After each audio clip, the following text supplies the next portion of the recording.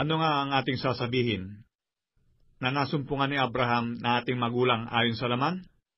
Sapagkat kung si Abraham ay naring ganap sa pamamagitan ng mga gawa, ay mayroon sana siyang ipagmamapuri, datapwat hindi sa Diyos.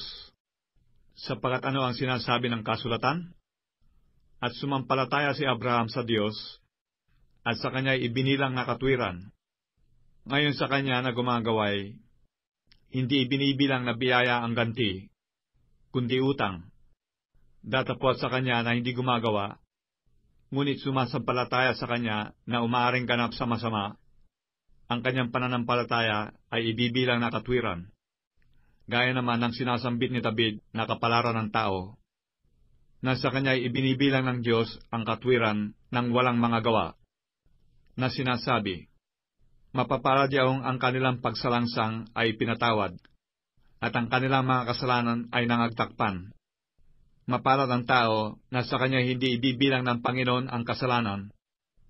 Sinambit nga baga ang kapalarang ito tungkol sa pagtutuli, o tungkol din naman sa di pagtutuli? Sapagkat sinasabi natin, kay Abraham ay binilang na katwiran ang kanyang pananampalataya. Paano ang ito'y ibinibilang? Nang siya bagay nasa pagtutuli, o di sa pagtutuli? Hindi sa pagtutuli, kundi sa di pagtutuli. At tinanggap niya ang tanda ng pagtutuli, na isang tatak ng katwiran ng pananampalataya na nasa kanya ang samantalang siya ay nasa pagdi pagtutuli, upang siya ay maging ama ng lahat ng mga nagsisasampalataya, bagaman sila ay nasa di pagtutuli, upang ang katwiran ay maibilang sa kanila. At ang ama ng pagtutuli nila na hindi lamang sa pagtutuli, kundi pati naman sa mga nagsisilakad sa mga bakas niyawang pananampalataya ng ating amang si Abraham, na nasa kanya nang siya ay nasa di pagtutuli. Sapagkat hindi sa pamamagitan ng kautusan ginawa ang pangako kay Abraham o sa kanyang binhi na siya magmamana ng sanglibutan, kundi sa pamamagitan ng katwiran ng pananampalataya. Sapagkat kung silang nangasa kautusan ay siya mga tagapagmana, ay walang kabuluhan ang pananampalataya, at nawawalang kabuluhan ang pangako, sapagkat ang kautusan ay gumagawa ng galit.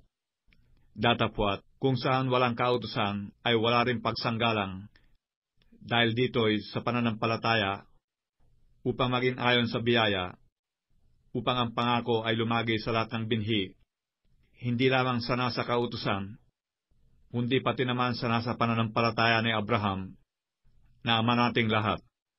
Gaya ng nasusulat, ginawa kitang ama ng maraming bansa sa harapan niya ang kanyang pinanampalatayanan. Sa makatwid bagay ang Diyos, na nagbibigay ng buhay sa mga patay, at tumatawag sa mga bagay na hindi pahayag na tila hayag na. Siya na sumasampalataya sa pag-asa laban sa pag-asa, upang maging ama ng maraming bansa ayon sa sabi, magiging gayon ang iyong binhi, at hindi humina sa pananampalataya na ipinalagay man ang kanyang katawan tulad sa patay na, gayon siya'y may mga 100 taon na, at ang pagkabaog ng bahay bata ni Sarah. Kundi, sa pagtingin niya sa pangako ng Diyos, ay hindi nag-alinlangan sa pamamagitan ng di pananampalataya, kundi lumakas ng lumakas sa pamamagitan ng pananampalataya, na niluluwalhati ang Diyos.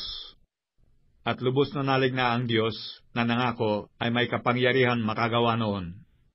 Dahil dito'y ibinilang naman na katwiran sa Kanya.